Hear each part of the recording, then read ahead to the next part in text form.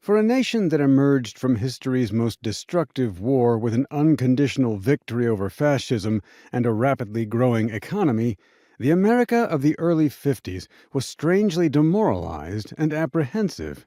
Having brushed aside fear itself to overcome the Depression and the Axis, Americans were unable to resist the panic over communism that enabled the rise of McCarthy and his cynical henchman, Cone. The McCarthyites hyped the Red Menace for their own political and personal advancement, encouraging a wave of hysteria that long outlasted the Wisconsin Republicans' meteoric career. Every day, Americans were warned that rising communism threatened their way of life, not only overseas, but everywhere, from the schools and universities to the churches, the military, and even the movies. Looking back, it's not easy to determine how much of this political offensive was spurred by genuine concern over the Kremlin's attempts to subvert democracies. Very often, it was advanced by far-right forces aiming to discredit liberals, labor unions, minority groups, intellectuals, and anyone identified with the Democratic Party.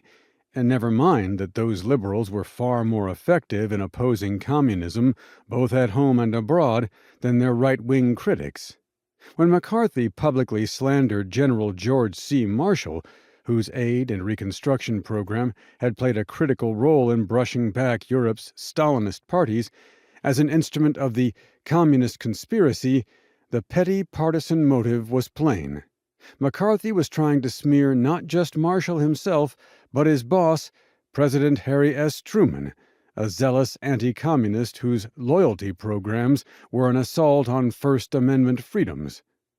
Many of the prominent far-rightists who promoted mythical plots in the post-war years were the same figures whose isolationism and hatred of the New Deal had aligned them with pro-Axis seditionists before the war.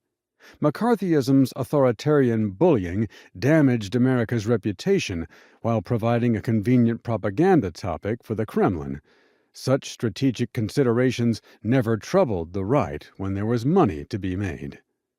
Confrontations between East and West played out on the global stage, but by the time McCarthy gave his wheeling West Virginia speech warning of red conspirators in government, the communist movement in the United States was moribund, if not dead. By 1950, the tiny cadre of Russian spies in Washington were apprehended and facing prosecution.